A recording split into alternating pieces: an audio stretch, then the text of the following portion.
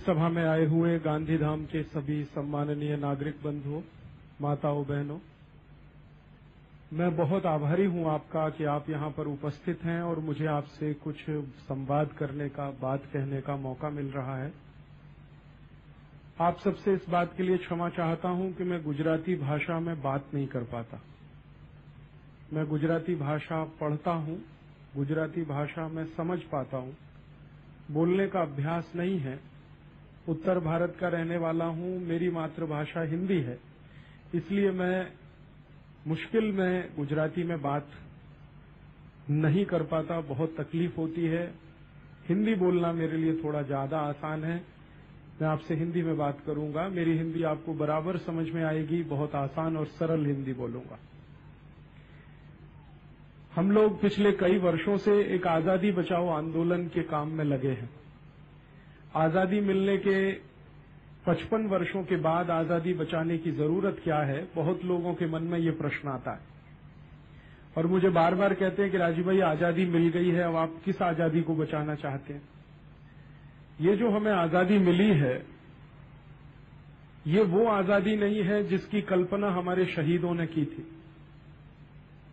1947 के पहले हमारे देश के वो सब क्रांतिकारी जो आजादी के लिए संघर्ष कर रहे थे, वो चाहे भगत सिंह हो, चाहे ऊधम सिंह हो, चाहे चंद्रशेखर आजाद हो, चाहे तात्या टोपे हो, चाहे नाना फडणवीस हो, चाहे झांसी की रानी लक्ष्मीबाई हो, चाहे लाला लाजपत राय रहे हों, या इन सबसे भी बहुत पहले स्वामी दयानंद सरस्वती रहे हों, बंकिम चंद्र चटर्जी रहे हों, सुरेंद्रनाथ बनर्जी रहे हों, ये सारे के सारे क्रांतिकारियों का सपना जो था आजादी का, वैसी कोई आजादी हमें मिली नहीं आज तक। हिंदुस्तान जब आजादी के लिए लड़ रहा था अंग्रेजों की गुलामी के खिलाफ, तो 1930 के साल में लाहौर नाम के शहर में एक बहुत बड़ा सम्मेलन हुआ था। लाहौर उस समय भारत का हिस्सा था। उस सम्मेलन में एक प्रस्ताव पारित किया गया था जिसमें पूर्ण स्वराज्य की मांग की गई थी। उस पूर्ण स्वराज्य के प्रस्ताव में ये कहा गया था कि जब भारत आजाद हो जाएगा अंग्रेजों की गुलामी से, तो भारत देश में वो सारी समस्याएं नहीं होंगी जो अंग्रेजों के कारण हैं। जैसे गरीबी नहीं होगी, भूखमरा नहीं होगा, बेकारी नहीं होगी, भारत देश में मारामारी नहीं होगी, सब चैन और शांति से रहेंगे, हिंदुस्तान के हर व्यक्ति को सम्मान मिलेगा, हर व्यक्ति को जीवन जीने का अधिकार मिलेगा। अंग्रेजों ने जो नियम कायदे कानून बनाए हैं भारत का शोषण करने के लिए, वो सब नियम कायदे कानून समाप्त हो जाएंगे। अंग्रेजों की बनाई गई पूरी प्रशासनिक व्यवस्था बदल जाएगी, अंग्रेजों के बनाए गए पूरे के पूरे हमारे देश के तंत्र बदल जाएंगे, कानून व्यवस्था बदलेगी, न्याय पद्धति बदलेगी, शिक्षा पद्धति बदलेगी। ऐसी बहुत सारी बातें 1930 के लाहौर कांग्रेस के अधिवेशन में कही गई थी।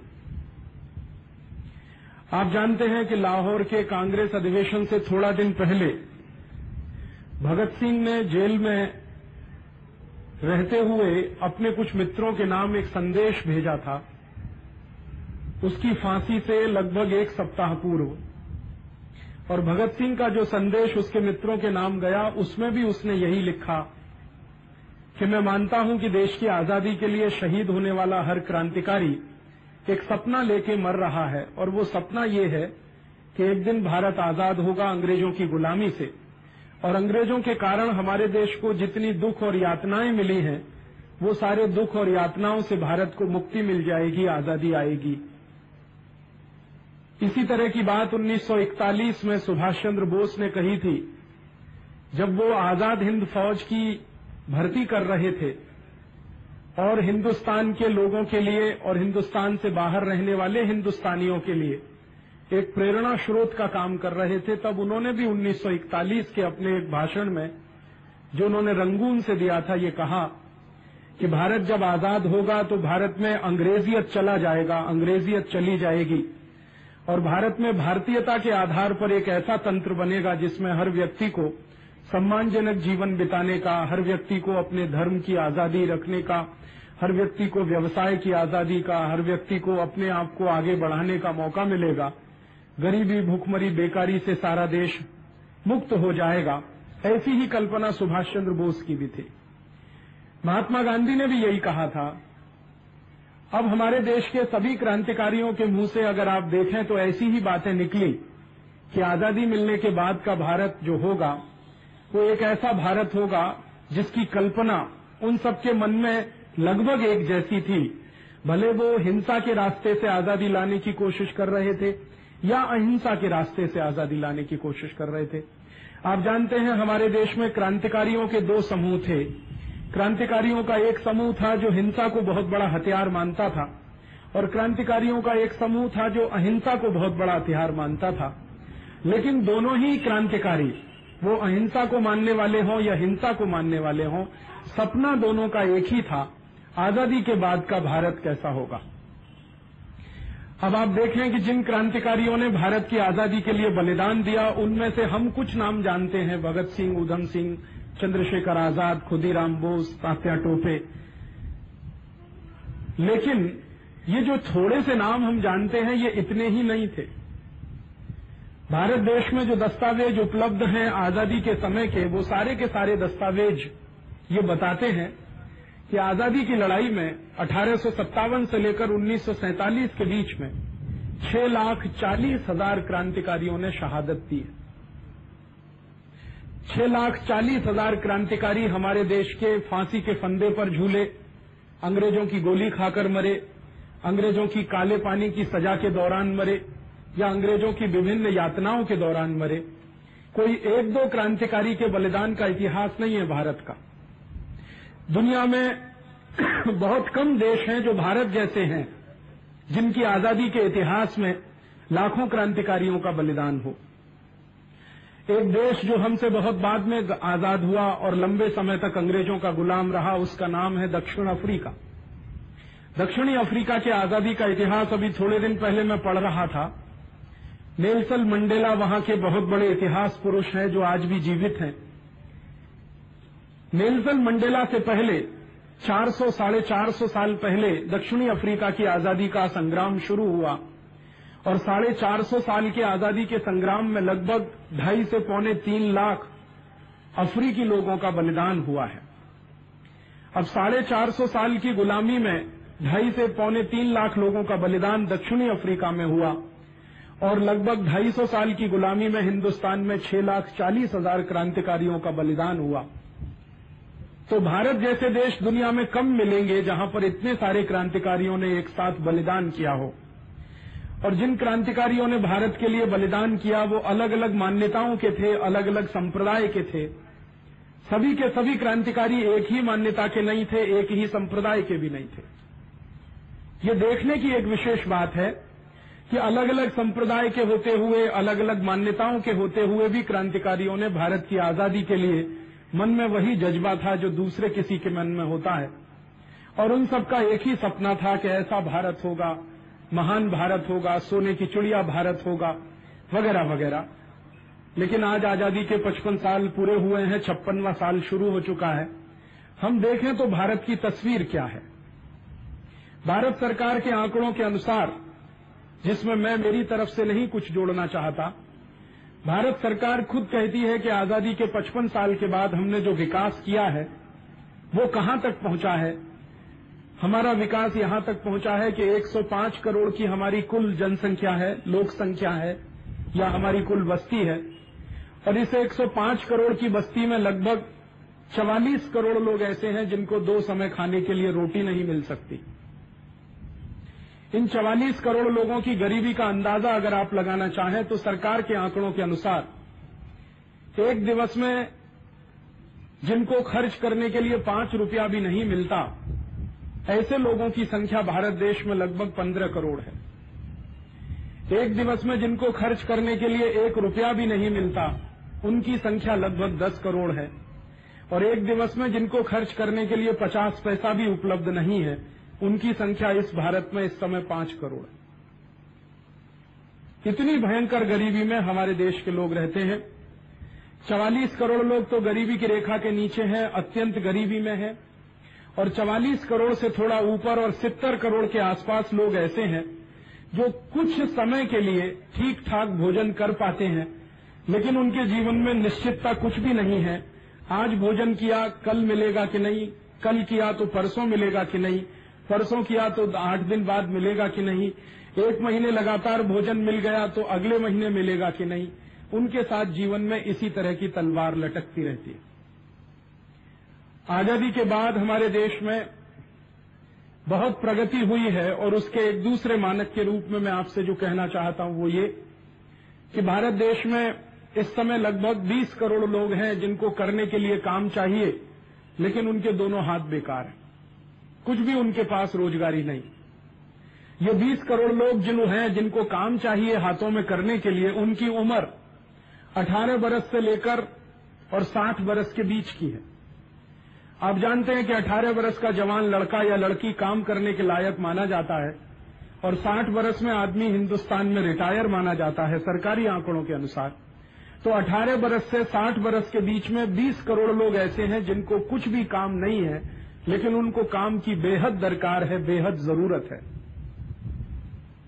ये हमारी आजादी के बाद के विकास के पैमानों में तीसरी एक माहिती जो आपसे मैं शेयर करना चाहता हूं वो ये कि आजादी के साल में 1947 में जब हम दुनिया के तमाम दूसरे देशों के सामने कंधे से कंधा मिलाकर या आंख से आंख मिलाकर देखने की ताकत नहीं रखते थे तब, और आज जब 2002 में हम आ गए हैं, जब हमारे देश में लाखों गाड़ियां चलती हैं सड़क पर, हजारों फ्लाईओवर बन गए हैं, बहुत सारे 5 स्टार होटल हैं, बहुत सारे हमारे देश में गगनचुंबी इमारतें हैं, ये सब विकास के जो पैमाने माने जाते हैं 2002 में आने के बाद, तब एक और माहिती आपसे शेयर करना चाहता हूं वो ये कि 1947 में हिंदुस्तान का जो खेती का कुल उत्पादन था वो मात्र 4.5 करोड़ टन हुआ करता था। आज भारत देश के किसानों की मेहनत का परिणाम है कि भारत में खेती का कुल उत्पादन 21 करोड़ टन हो चुका है। माने हिंदुस्तान के किसान ने उत्पादन करने में कोई कसर नहीं छोड़ी है। लेकिन फिर क्या मजबूरी है हमारे देश की कि 4.5 करोड़ टन जब खेती में उत्पादन होता था तब हमारे देश में भूखमरा था, और जब 21 करोड़ टन उत्पादन खेती में होता है तब भी हमारे देश में भूखमरा ही है। बहुत सारे लोगों के साथ जब मैं इस विषय पर चर्चा करता हूं तो वो मुझे एक तर्क देते हैं और वो कहते हैं कि राजीव भाई, ये सारा हिंदुस्तान के वस्ती वधारे के कारण है, जनसंख्या बढ़ने के कारण। भारत की जनसंख्या बहुत तेजी से बढ़ रही है और इसलिए जनसंख्या बढ़ने से हमारे देश की प्रगति रुक गई है, और जनसंख्या बढ़ने से ही हमारे देश में ये सारे के सारे दुष्परिणाम हैं जो आपको दिखाई देते हैं। जो लोग मेरे साथ चर्चा में जनसंख्या की बात सामने रखते हैं, उनके साथ में जब चर्चा को आगे बढ़ाता हूं तो फिर वो थोड़ी देर के बाद निरुत्तर हो जाते हैं। और वो बात ऐसी है कि जब हम 1947 में आजाद हुए तो हमारी जनसंख्या 34 करोड़ थी। आज हिंदुस्तान की आजादी के 55 साल के बाद हमारी जनसंख्या 105 करोड़ हो चुकी है। तो 34 करोड़ की जनसंख्या जब 105 करोड़ हो जाती है तो आप मान लीजिए कि लगभग हमारी जनसंख्या 3 गुनी बढ़ चुकी है।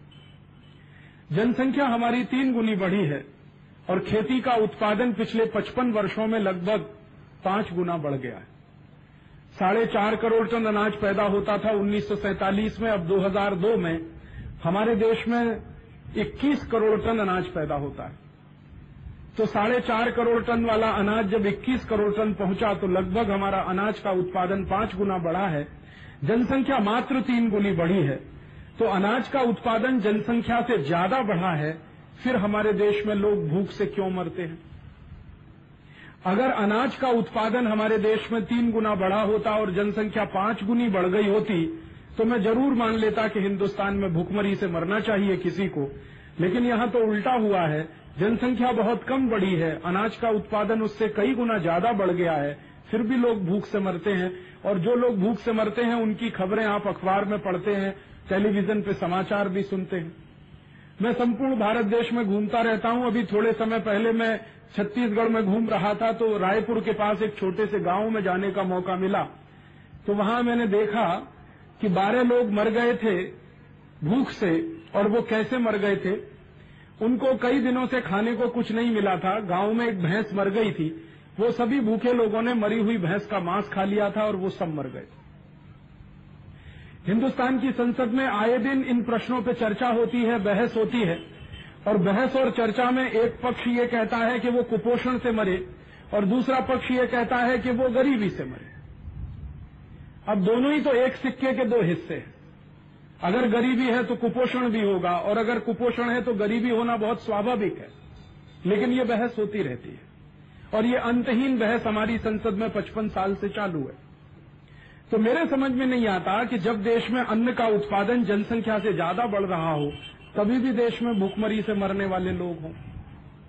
और इससे भी ज्यादा गंभीर दूसरा प्रश्न है वो ये कि हमारे देश में जब आजादी आई 1947 में, तो कारखाने बहुत कम थे, और कारखानों में होने वाला उत्पादन भी बहुत कम था, जिसको इंडस्ट्रियल प्रोडक्शन कहते हैं। औद्योगिक उत्पादन हिंदुस्तान का 1947 में लगभग 1 लाख करोड़ रुपए के आसपास था। आज हिंदुस्तान का औद्योगिक उत्पादन 10 लाख करोड़ से ऊपर पहुंच चुका है। तो हमारा औद्योगिक उत्पादन 10 गुना बढ़ा है, जनसंख्या मात्र 3 गुनी बढ़ी है। तो बेरोजगारों की इतनी बड़ी फौज कहां से है हमारे देश में? ये जो हमने हमारे मन में बिठा लिया है कि जनसंख्या बढ़ने से गरीबी बढ़ती है या जनसंख्या बढ़ने से बेकारी बढ़ती है, ये सिद्धांत ही गलत है। दुनिया में एक अर्थशास्त्री हुआ था जिसने कभी 450 या 500 साल पहले ये सिद्धांत प्रतिपादित किया था। हालांकि वो सिद्धांत यूरोप के देशों ने ही पूरी तरह से नकार दिया है, और वो सिद्धांत ये हुआ करता था कि जो देश की जनसंख्या बढ़ती है वो देश में गरीबी बढ़ती है, जो देश में जनसंख्या बढ़ती है वो देश में बेकारी बढ़ती है। अगर इसी सिद्धांत को यूरोप और अमेरिका पर लागू किया जाए तो बिल्कुल उलट दिखाई देता है। भारत एक अकेला ऐसा देश नहीं है जिसकी जनसंख्या बढ़ी है। पिछले 50 वर्षों में, 100 वर्षों में दुनिया के कई देशों की जनसंख्या बढ़ी है। अमेरिका की जनसंख्या बढ़ी है, फ्रांस की जनसंख्या बढ़ी है, जर्मनी की बढ़ी है, जापान की बढ़ी है, चाइना की बढ़ी है, और चाइना की तो सबसे ज्यादा बढ़ी है। अमेरिका की जनसंख्या पिछले 50 वर्षों में 2 गुने से ज्यादा हो गई है। ब्रिटेन की जनसंख्या और पूरे यूरोप की जनसंख्या पिछले 50-55 वर्षों में लगभग 3 गुनी बढ़ गई है। लेकिन देखने में ये आता है कि जिस यूरोप की जनसंख्या पिछले 50-55 वर्षों में 3 गुनी बढ़ी है, उस यूरोप में अमीरी पिछले 55 वर्षों में 1000 गुनी बढ़ चुकी है। गरीबी नहीं बढ़ी है, अमीरी बढ़ी है। जिस अमेरिका की जनसंख्या पिछले 55 वर्षों में लगभग 2 गुने से कुछ ज्यादा हो गई है, वो अमेरिका में पिछले 55 वर्षों में अमीरी लगभग 1000 गुनी बढ़ चुकी है। तो अमेरिका और यूरोप के देशों में जनसंख्या बढ़ने से अमीरी आती है, तो भारत में जनसंख्या बढ़ने से गरीबी क्यों आनी चाहिए? और अगर भारत में जनसंख्या बढ़ने से गरीबी आती है, तो अमेरिका और यूरोप में भी जनसंख्या बढ़ने से गरीबी आनी चाहिए। क्योंकि सिद्धांत दुनिया में सर्वमान्य हुआ करते हैं, सिद्धांत कभी किसी देश की सीमाओं में नहीं बंधा करते। अगर कोई एक थीसिस है, कोई एक थ्योरी है, कोई एक सिद्धांत है कि जनसंख्या बढ़ने से गरीबी बढ़ती है, जनसंख्या बढ़ने से बेकारी बढ़ती है, तो जनसंख्या तो दुनिया के तमाम देशों की बढ़ी है। लेकिन भारत छोड़कर बहुत सारे देशों में ये देखा जा रहा है कि वहां तो जनसंख्या के साथ साथ अमीरी बढ़ रही है, और यहां जनसंख्या के साथ गरीबी बढ़ रही है। आप सुनेंगे तो हैरान रह जाएंगे। डेनमार्क नाम का एक देश है, स्वीडन नाम का एक देश है, नॉर्वे नाम का एक देश है। वहां की सरकारें ज्यादा से ज्यादा बच्चे पैदा करो इसके लिए अभियान चलाती, और जिस सरकारी कर्मचारी को एक बच्चा है और उसको दूसरा हो जाए तो तुरंत उसका प्रमोशन हो जाता है, और तीसरे बच्चे पर अधिकारी हो जाता है, ऑफिसर हो जाता है, चौथा हो जाए तो उसको जितनी बड़ी रैंक चाहिए उतनी मिलने की संभावनाएं हो जाती। अब डेनमार्क की सरकार, नॉर्वे की सरकार, स्वीडन की सरकार, अगर दूसरे शब्दों में कहूं तो स्कैंडिनेवियन देशों की सब सरकारें जनसंख्या बढ़ाने को प्रोत्साहन देती हैं और अपने अपने देश के लोगों को सिखाती हैं, बताती हैं कि ज्यादा बच्चे पैदा करो। यहां हमारे देश में ही उल्टा क्यों चलता है कि बच्चे कम पैदा करो? अगर स्कैंडिनेवियन देश ज्यादा बच्चे पैदा करके अमीर हो सकते हैं, तो भारत ज्यादा बच्चे पैदा करके अमीर क्यों नहीं हो सकता भाई? या अगर वो ज्यादा बच्चे पैदा करके गरीब नहीं हो रहे हैं, तो हम ही ज्यादा बच्चे पैदा करके गरीब क्यों हो रहे हैं? ये एक बड़ा प्रश्न है जिसको मैं खोलना चाहता हूं आपके सामने। और ये इसलिए खोलना चाहता हूं कि हमारे मन में बहुत सारी गलतफहमियां बैठी हुई हैं जनसंख्या को लेकर और गरीबी को लेकर। मैं आपको निवेदन ये करना चाहता हूं कि जनसंख्या का किसी भी देश की गरीबी से कोई लेना देना नहीं, बेरोजगारी से जनसंख्या का कोई संबंध नहीं है। और ये सिद्धांत जिसको दुनिया में 400-450 साल पहले किसी एक अर्थशास्त्री ने, जिसको अब यूरोप के देश अर्थशास्त्री भी नहीं मानते, उसने कभी कह दिया था, वो हमने पकड़ के रख लिया। यूरोप के देशों में वो सिद्धांत कभी का नकारा जा चुका है कि जनसंख्या बढ़ने या गरीबी बढ़ने का सीधा कोई संबंध है। ऐसा कोई संबंध नहीं है, बल्कि भारत की गरीबी का संबंध कोई दूसरा है। और भारत की गरीबी का संबंध क्या है, एक दिन ये मेरे समझ में आया। मैं एक बार एक अंतर्राष्ट्रीय सेमिनार में भाग ले रहा था। मेरे साथ कुछ विदेशी वैज्ञानिक थे जिनसे मैं चर्चा कर रहा था। तो स्कैंडिनेवियन कंट्रीज के कुछ वैज्ञानिकों से मैंने ये प्रश्न पूछा कि आपके देश की सरकार बच्चों को ज्यादा पैदा करो ऐसा अभियान चलाती है, ऐसा क्यों है आपके यहाँ? तो उन्होंने कहा, आप जानते हैं कि हमारे यहाँ काम करने वाले लोग बहुत कम हैं और काम हमारे पास ज्यादा है, तो हमें तो ज्यादा से ज्यादा लोग चाहिए जो काम कर सकें। तो मैंने कहा, यही तो सिद्धांत भारत के लिए भी है। तो उन्होंने कहा, नहीं नहीं, हम चाहते हैं कि भारत की जनसंख्या कम रहे, हमारी जनसंख्या बढ़ती जाए। तो मैंने कहा, यह कैसे होने वाला है?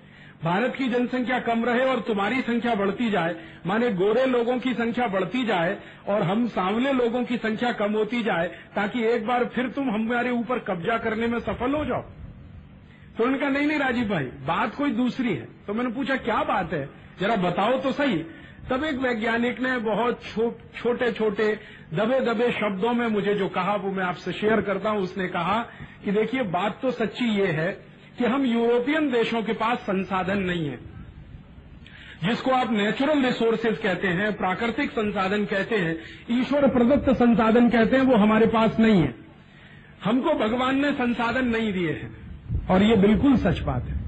कभी आपको यूरोप जाने का मौका मिले तो आप जाकर देखेंगे, यूरोप दुनिया का सबसे गरीब इलाका है संसाधनों के मामले में, प्राकृतिक संसाधनों के मामले में। और इतना ही नहीं है, मौसम के मामले में और भी ज्यादा गरीब है। यूरोप में साल में 9 महीने तो सूरज देवता के दर्शन नहीं होते लोगों को। धूप के लिए लोग तरस जाते हैं, और जब लोग धूप के लिए तरसते हैं तो समुद्र के किनारे नंगे बदन लेट लेट कर धूप का आनंद लेते हैं।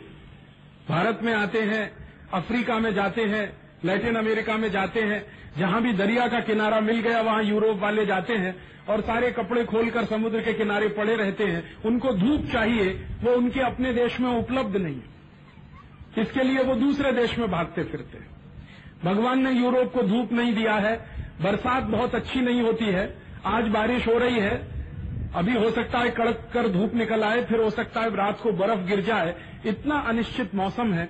जितना निश्चित मौसम भारत में है शायद ही दुनिया के कोई देश में होगा, और खेत में माटी जितनी सुंदर भारत की है शायद ही दुनिया के कोई देश की होगी।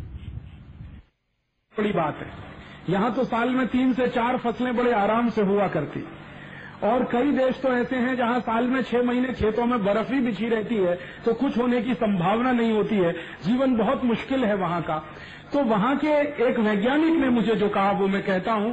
उसने कहा, राजीव भाई, आप जानते हो कि हमारे यहाँ मौसम बहुत प्रतिकूल है, आपको शायद ये भी मालूम है हमारे यहाँ प्राकृतिक संसाधन बहुत कम है, और हम दूसरे देशों के संसाधन पर ही जीवित हैं। खासकर भारत जैसे देशों के संसाधन हमारे लिए बहुत उपयोगी हैं। तो अगर आपके देश की, भारत की जनसंख्या लगातार बढ़ती जाएगी तो आपके अपने संसाधन आप ही इस्तेमाल कर लोगे, हमारे लिए आपके देश में कुछ बचेगा नहीं। इसलिए हम आपको ये सिखामन देते हैं कि आप अपनी जनसंख्या कम करो, ताकि आपके संसाधन हमारे काम में आ जाएं और हम हमारी जनसंख्या बढ़ाते जाएं, ताकि हमें हमारी मौज और मजा मिलता रहे। इसको अगर दूसरे शब्दों में मैं खोल कर कहूं तो यूरोप को हमारा आम चाहिए खाने के लिए, जो यूरोप में नहीं होता। यूरोप को हमारे खाने पीने की बहुत सारी चीजें चाहिए, हमसे ड्राई फ्रूट्स चाहिए, काजू चाहिए, किशमिश चाहिए, मखान चाहिए, मुनक्का चाहिए, जो उनके देश में नहीं होता। उनको बहुत सारी ऐसी खाने, उनको चाय चाहिए, उनको कॉफी चाहिए, जो उनके अपने देश में नहीं होती। उनको बहुत सारी ऐसी खाने पीने की चीजें चाहिए जो भारत में होती हैं या भारत जैसे गर्म जलवायु वाले देशों में होती हैं। तो वो देश कहते क्या है कि गर्म जलवायु वाले देश अपनी जनसंख्या कम करें ताकि उनकी चीजों को हम खा सकें, हम अपनी जनसंख्या बढ़ाते जाएं ताकि हमें जो करना है वो हम करते जाएं। ये असली खेल है जिसको हम जनसंख्या बढ़ोतरी से जोड़कर देखते हैं। आपको कभी मौका मिले स्कैंडिनेवियन कंट्रीज में जाने का, खासकर डेनमार्क, नॉर्वे, स्वीडन में, और आप वहां जाकर देखना तो सरकार की तरफ से 50-50 पन्ने की बुकलेट छापी जाती है जिसमें बच्चों को ज्यादा से ज्यादा बढ़ाओ, बच्चों का ज्यादा से ज्यादा संख्या बढ़े, हमारे देश की जनसंख्या बढ़े, उसके क्या क्या फायदे हैं, क्या क्या हमको आगे बढ़ने में उससे सहूलियत होती है, वो सब बातें विस्तार से सुनाई जाती हैं। हमारे देश में उसका ठीक उल्टा होता है। मैं आपसे निवेदन ये करना चाहता हूं इस तकरीर के माध्यम से कि जनसंख्या से गरीबी बेकारी का संबंध नहीं होता है। आप मुझे एक बात बताएं और शायद आपको भी ये समझ में आए कि कोई व्यक्ति जब पैदा होता है तो भगवान ने उसको खाने के लिए मुंह तो सिर्फ एक ही दिया है, काम करने के लिए 2 हाथ दिए हैं, 2 पैर दिए। एक आदमी पूरे जीवन काल में जितना भोजन करता है उससे 1000 गुना ज्यादा पैदा करता है। मैंने एक बार मेरे जीवन के बारे में हिसाब लगाया कि मैं जब ही पैदा हुआ और 80 बरस तक अगर मैं जीवित रहूं तो जब से मैं बचपन से 1 बरस का हुआ और 80 बरस तक मेरा जीवन चले तो कुल मिलाकर मैं कितना भोजन करूंगा। और अगर मैं 5 एकड़ खेत पर काम करता हूं रोज 18 बरस की उम्र से लेकर 60 बरस की उम्र तक, तो कितना अनाज मैं पैदा करूंगा उसका मैंने एक दिन हिसाब जोड़ा। तो खाने वाला मेरा अनाज मुश्किल से मुश्किल बैठता है जो 2.5 से 3 टन, बहुत अधिक तो 4 टन, बहुत ज्यादा खाने की कोशिश करूं तो 5-5.5 टन। आप कल्पना करो कि कोई मजदूर 10 टन खाएगा। और मैंने जब उत्पादन का हिसाब जोड़ा तो मैं 18 बरस की उम्र से काम करूं और लगभग 60 बरस की उम्र तक 5 एकड़ खेत पे काम करूं जो मेरे पास उपलब्ध हो, तो मैं 30,000 टन उत्पादन कर सकता हूं। 10 टन मैं खाना खाऊंगा, 30,000 टन पैदा करके जाऊंगा। अब बताओ खाऊंगा ज्यादा कि पैदा ज्यादा करूंगा? मेरे पास 2 हाथ हैं, 2 पैर हैं, भगवान ने सोचने के लिए दिमाग दिया है, आंखें दी हैं देखने के लिए, सुनने के लिए कान दिए। मनुष्य एक ऐसी प्रकृति में है जो खाता बहुत कम है, उत्पादन उससे भी ज्यादा करता है। और हर व्यक्ति जब उत्पादन कर सकता है तो एक नए व्यक्ति को आने देने से क्यों रोकना? वो उत्पादन क्यों नहीं बढ़ा सकता हमारे देश में आके? और हर व्यक्ति अगर उत्पादन में लग सकता है तो जनसंख्या तो कोई संकट नहीं है, ये तो वरदान है हमारे लिए। आपको कभी चीन जाने का मौका मिले तो चीन को देखिए। चीन की सरकार कभी भी अपने लोगों को अभिशाप नहीं मानती है। चीन की सरकार तो ये कहती है कि जितने ज्यादा हाथ उतना ज्यादा उत्पादन, और ये इन्होंने सिद्ध करके दिखा दिया दुनिया के सामने। तो भारत जैसे देश में अगर जितने ज्यादा हाथ उतना ज्यादा उत्पादन, ये सिद्धांत क्यों नहीं चल सकता? कारण उसका एक है, और कारण वो बिल्कुल सीधा है। चीन की सरकार ने अपनी पूरी व्यवस्था को ऐसे बनाया है जिसमें अधिक से अधिक हाथों को काम मिल सकता है। भारत देश की सरकार ने अपनी व्यवस्था को ऐसा बनाया है जिसमें कम से कम हाथों को काम मिल सकता है।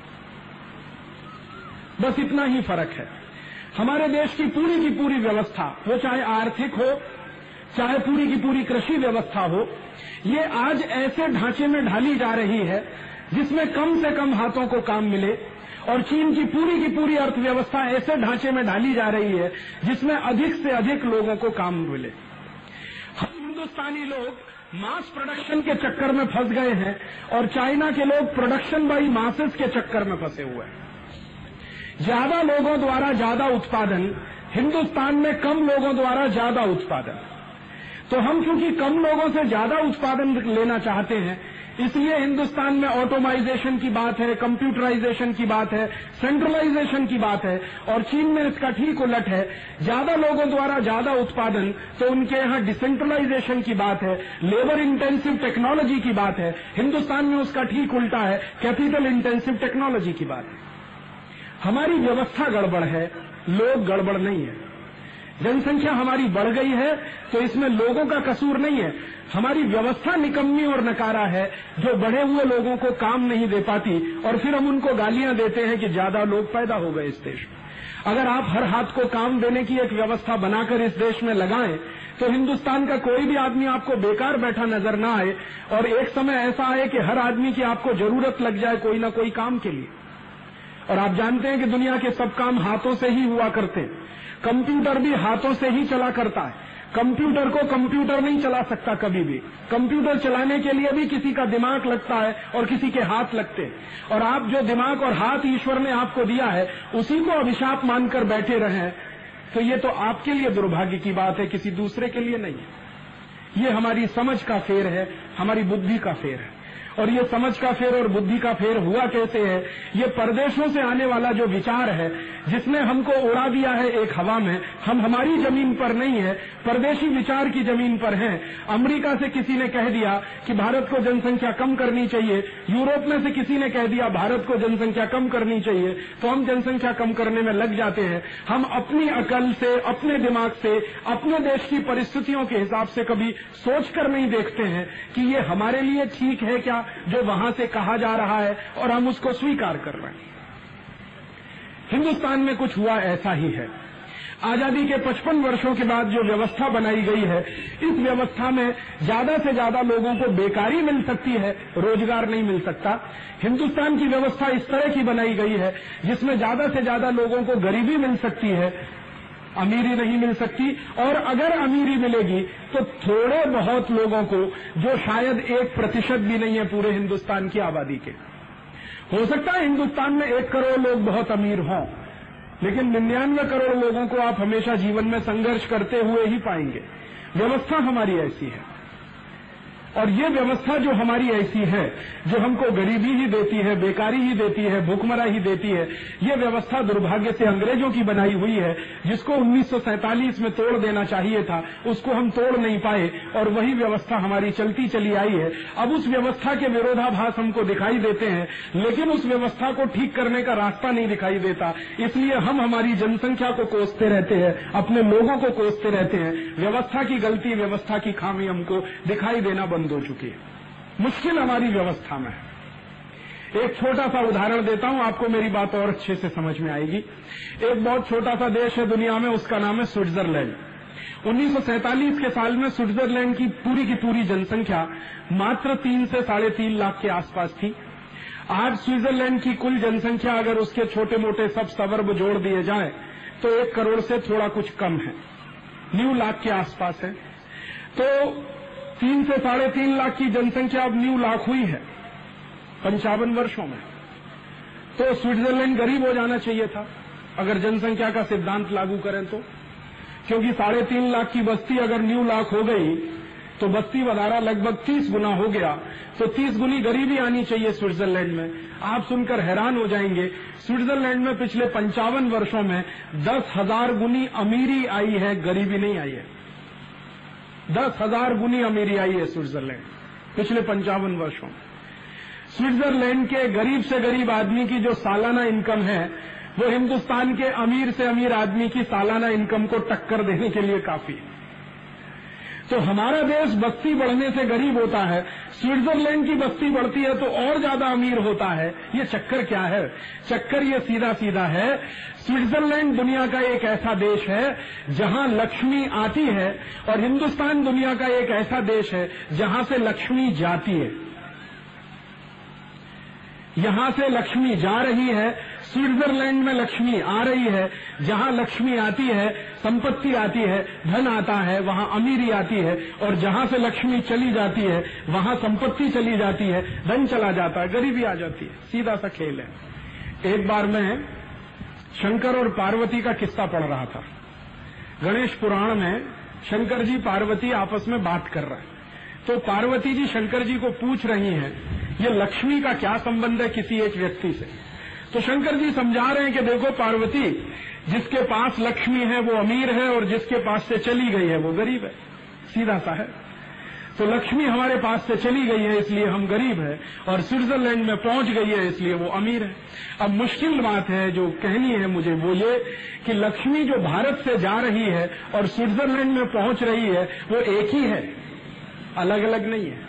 माने भारत की लक्ष्मी भारत छोड़कर स्विट्जरलैंड जा रही है, इसलिए स्विट्जरलैंड अमीर हो रहा है और भारत गरीब हो रहा है। आप पूछोगे कैसे जा रही है? भारत से एक बहुत बड़ी पाइपलाइन स्विट्जरलैंड के लिए गई है।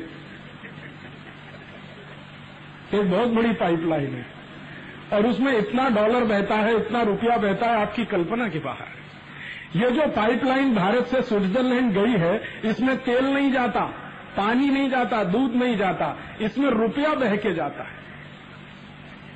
और वो पाइपलाइन चूंकि सीधे स्विट्जरलैंड जाती है, तो वो सीधे की सीधे वही खुलती है। वो पाइपलाइन है भ्रष्टाचार की, वो पाइपलाइन है हरामखोर राजनेताओं की, वो पाइपलाइन है भ्रष्ट राजकारणियों की। इन्हीं के कारण हिंदुस्तान की गरीबी है और इन्हीं के कारण स्विट्जरलैंड की अमीरी है। आप में से पता नहीं कितने लोग जानते हैं हिंदुस्तान के राजकारणी कितने भ्रष्ट हैं। ये थोड़े थोड़े दिन से आपको दिख रहा होगा। पेट्रोल पंप घोटाला, घोटाले में घोटाला, उसके पहले यूरिया घोटाला, फिर चारा घोटाला, तो फिर बोफोर्स घोटाला, तो फिर गेहूं घोटाला, तो फिर बाजरी घोटाला। ऐसा कोई एक शब्द नहीं है जिसका घोटाला ना हो। हिंदुस्तान आजाद हुआ, घोटाला तभी से शुरू हो गया। आजादी मिलते ही घोटाला शुरू हुआ और सबसे पहला घोटाला था वीके कृष्णा मेनन का jeep scandal. VK Krishna Menon इस देश के रक्षा मंत्री हुआ करते थे। पंडित जवाहरलाल नेहरू इस देश के प्रधानमंत्री हुआ करते थे। उन्होंने कागज पर जीप खरीदी और वो सप्लाई भी कागज पर हो गई और पैसा स्विट्जरलैंड में जाके जमा हो गया। घोटाला खुला, संसद में हल्ला हुआ, तो पंडित जवाहरलाल नेहरू ने कहा कि देखो, बिना भ्रष्टाचार के ये प्रशासन की मशीन चलती ही नहीं है। ये पंडित नेहरू के शब्द हैं लोकसभा में। बिना भ्रष्टाचार के प्रशासन की मशीन चलती ही नहीं है। तो ये भ्रष्टाचार हुआ, घोटाला हुआ, इसमें हैरानी कुछ भी नहीं है, ये तो सामान्य बात है।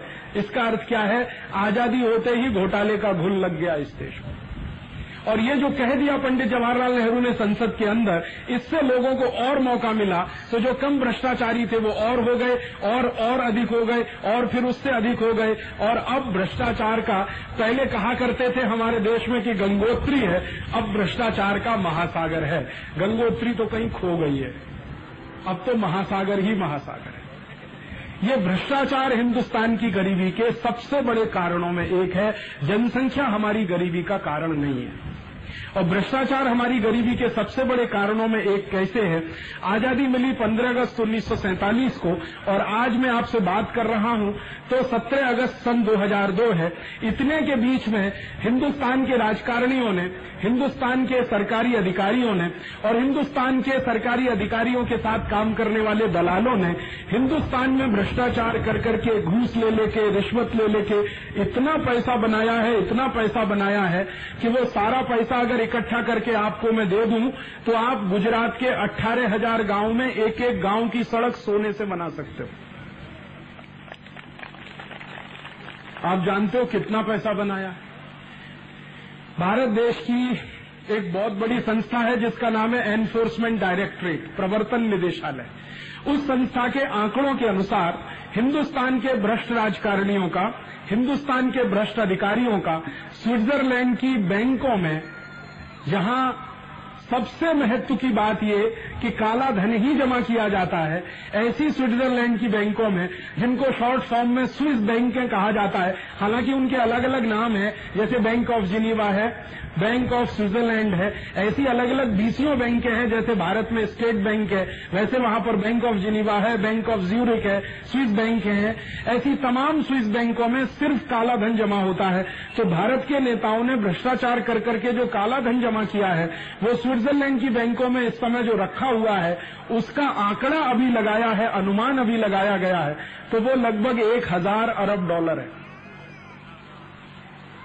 1000 अरब डॉलर को अगर रुपए में आप गिनेंगे तो 48 लाख करोड़ रुपए है। 48 लाख करोड़ रुपए कभी लिखेंगे तो 48 के आगे 14 शून्य लगाना पड़ेगा, तब 48 लाख करोड़ लिखा जाता। 48 लिखिए, फिर 1 2 3 4 8 9 10 11 12 13 14 इतने शून्य लगाइए, तब 48 लाख करोड़ लिखा जाता।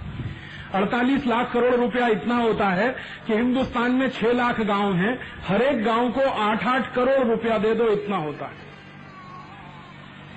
और हिंदुस्तान के हर गांव को 8 करोड़ रुपया अगर आप दे दो तो कौन सा ऐसा गांव है जो भुखमरी का शिकार होगा, जरा मुझे बता दो आप। कोई गांव अगर कुछ भी न करे और 8 करोड़ रुपया हम उसको दे दें उसके हिस्से का, जो नेताओं ने लूट करके, रिश्वत लेके, घूस करके इकट्ठा कर लिया है, वो गांव वाले अगर इतना ही करें कि 8 करोड़ रुपए को फिक्स डिपॉजिट में रख दें और 9% का ब्याज भी उनको बरस का मिलता रहे, तो आप जरा कल्पना करो कितना ब्याज आता है। 8 करोड़ रुपए का साल का ब्याज इतना आता है कि गांव वाले खर्च करते करते परेशान हो जाए। गांव वाले चाहें तो अपने यहां कलेक्टर को नौकर रख लें, एसपी को नौकर रख लें, आईजी को नौकर रख लें, डीआईजी को नौकर रख लें, तब भी उनसे वो रुपया खर्च नहीं होगा। वो ब्याज की बात करता हूं, मूल की बात नहीं कर रहा हूं। आप कल्पना करो, हिंदुस्तान में अगर पर कैपिटा डिस्ट्रीब्यूशन किया जाए 48 लाख करोड़ रुपए का, तो कितना बैठेगा? हिंदुस्तान में 105 करोड़ की आबादी है। अगर हम पर कैपिटा डिस्ट्रीब्यूशन करें तो हर व्यक्ति को 4,80,000 करोड़ रुपए मिल जाएगा, और एक आदमी को 4,80,000 करोड़ मिलता, माफ करिए, 4,80,000 रुपए हर आदमी को मिल जाएगा। एक परिवार में अगर 5 आदमी रहते हैं तो एक परिवार को लगभग 22 से 23 लाख रुपए मिल जाएगा, और हर परिवार सिर्फ 22 लाख रुपए को फिक्स डिपॉजिट में रख ले और 9% का ब्याज लेना शुरू कर दे, कुछ ना करे, मान लो निकम्मेपन पे ही उतर आए हर एक परिवार, न मेहनत करे न कुछ करे, बस ये रुपया बैंक में जमा करे, 9% का ब्याज लेता रहे। आप बताओ एक परिवार भी भूखमरी से मरेगा क्या? 22 लाख का 9% जरा निकालो, साल का कितना निकलता है? 10% निकालोगे दो 2.25 लाख रुपए निकल आएगा। 9% निकालोगे तो 2.25 लाख निकल आएगा। अब 2.25 लाख रुपए एक साल में जिसके पास है तो महीने में कितना होगा? लगभग महीने में 15,000 रुपए तो बड़े आराम से ही हो जाएगा। तो 15 से 17,000 रुपए आराम से 5 आदमी के परिवार को अगर महीने में मिलता है, आप बताओ कौन सा परिवार भूखमरी से मर जाएगा इस देश में? संभव ही नहीं है। तो हमारी गरीबी तो इसलिए नहीं है कि हम जनसंख्या में ज्यादा हैं, हमारी गरीबी इसलिए है कि हमारे यहां भ्रष्ट राजकारणी पैदा हो गए। इन भ्रष्ट राजकारणियों ने, इन भ्रष्ट अधिकारियों ने, इस पूरे भ्रष्ट प्रशासन तंत्र ने इस देश को गरीब बनाया है। अन्यथा ये देश सोने की चिड़िया था, आज भी सोने की चिड़िया है, भविष्य में भी सोने की चिड़िया होने की क्षमता रखता है, अगर इस देश के सारे राजकारणियों को पानी के जहाज में भर लिया जाए और ये कंडला बंदर पे डुबो दिया जाए। तो ये कंडला बंदर का एक ही अच्छा उपयोग हो सकता है मेरे हिसाब से, कि इस देश के सारे राजकारणियों को भर लो और बीच में ले जाकर वो जो सबसेडा वेट है ना, वहीं डुबो दो, जो कारगिल को दिया था इन भ्रष्ट राजकारणियों ने बेच दिया। ये देश बहुत अच्छा हो जाएगा, सोने की चिड़िया हो जाएगा। मैं आपको बहुत ईमानदारी से एक बात शेयर करना चाहता हूं, हो सकता है आप कह नहीं पाते, मैं कह देता हूं। मैं पिछले 6 महीने से बहुत लोगों से ये सुन चुका हूं। लोग कहते राजीव भाई वो 13 दिसंबर को संसद पे हल्ला हुआ लेकिन एक भी साला मरा नहीं हो उसका।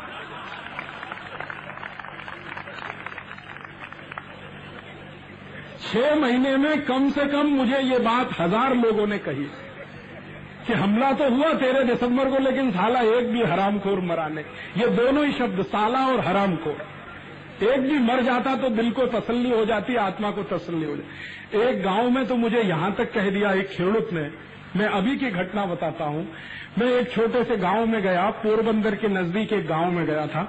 वहां एक खेड़ूत ने, जो बिना पढ़ा लिखा, कुछ समझता नहीं, कुछ जानता नहीं, लेकिन कभी कभी समाचार सुनता है टीवी पे या कभी कभी रेडियो में सुनता है, उसने मेरी सभा में भाषण सुनने के बाद कहा कि वो 13 दिसंबर को हमला हुआ था संसद में। मैंने कहा हाँ हुआ था, आपकी क्या प्रतिक्रिया है उस पर? तो उसने कहा वो बिल्डिंग टूट जाती तो मुझे थोड़ा दुख था, लेकिन ये अंदर बैठे हुए सब मर जाते तो मैं जरूर लड्डू बांट देता मेरे काम। तो लड्डू बांट देता अगर अंदर वाले सब मर जाते तो। बिल्डिंग टूट जाती तो उसको दुख था कि ये संसद की इतनी अच्छी बिल्डिंग टूट गई। माने बिल्डिंग टूटने का दुख है, अंदर बैठे हुए जो जनावर हैं उनके मरने का किसी को दुख नहीं। वो मर जाते तो उनको कोई दुख नहीं। ये हिंदुस्तान के आदमी की दिल की बात है जो वो कहता है बार बार। ये अलग बात है कि वो आपसे कहेगा, छुप छुप के कहेगा, डर डर के कहेगा, मुझसे भी छुप छुप के डर डर के कहता है, मैं उसको खुले में कह देता हूं। बस इतना ही फर्क है। महसूस वो भी वही करता है, महसूस मैं भी वही करता हूं। तो इस हिंदुस्तान की गरीबी के जड़ में सबसे ज्यादा अगर कोई एक बड़ा कारण है तो वो हमारे देश का भ्रष्टाचार, वो हमारे देश का प्रशासनिक तंत्र जिसमें घुन लग गया है पूरा का पूरा और सड़ गया है पूरा का पूरा। हिंदुस्तान में आप कोई भी प्रशासनिक तंत्र में 1 स्क्वायर इंच जमीन ऐसी मुझे दिखा दो जो बिना भ्रष्टाचार के हो। 1 स्क्वायर इंच जमीन हिंदुस्तान के कोई प्रशासनिक कार्यालय में मुझे आप दिखा दो जो बिना भ्रष्टाचार के हो और या भ्रष्टाचार से मुक्त हो। इस भ्रष्टाचार ने लीन लिया है, ये राक्षस से भी ज्यादा, दानव से भी ज्यादा भयावह हो गया है। और भ्रष्टाचार हर स्तर पर हो गया है, सिर्फ राजनीतिक स्तर पर ही नहीं है, हर स्तर पर ये हो गया। और इसने हमारे देश को गरीबी में ले जाने का बहुत बड़ा विक्रम किया है, बहुत बड़ा अभियान चलाया। और इस भ्रष्टाचार के ही कारण मैंने आपसे कहा 48 लाख करोड़ रुपया आपके खून पसीने की कमाई का, मेरे खून पसीने की कमाई का स्विस बैंक में रखा हुआ है, जो हमें आपको मिल जाए तो हिंदुस्तान के गरीबों को लाइन लगाकर बांटना शुरू कर दें, हर एक आदमी को 4,80,000 रुपए मिल जाए, हिंदुस्तान की गरीबी 1 मिनट में छूमंतर हो जाए। और इसमें एक और बात है बहुत हैरानी की, जो नेता ये भ्रष्टाचार कर रहे हैं, पैसा बना रहे हैं, लूट रहे हैं, ऐसे कई नेताओं को मैं जानता हूं, उनसे कभी बात भी करता हूं, चर्चा भी करता हूं। अभी थोड़े दिन पहले यही गुजरात के एक नेता का एक बेटा मुझे बोलता है राजकोट में कि राजीव भाई, मेरे बापू को रात को नींद तब आती है जब घर में 1 करोड़ आ जाता है। बापूजी को रात को नींद तब आती है जब घर में 1 करोड़ आ जाता है, नहीं तो नींद ही नहीं आती बापूजी को। आप सोचो, सुखराम को नींद तब आती थी जब बिस्तर के गादले के नीचे 6 करोड़ की गड्डी लगा के सोता था। आपको माहिती है, सुखराम नाम का एक भ्रष्ट राजकारणी, जिसको कोर्ट ने अभी 3-3.5 साल की सजा दिया भ्रष्टाचार में, वो आदमी बिस्तर के गादले के नीचे 500 के नोट की 6 करोड़ की गड्डी लगाता था, उसके ऊपर चादरी बिछाता था, फिर दरी लगाता था, फिर उसके बाद सोता था। माने बिना नोट की गर्मी के नींद नहीं आती थी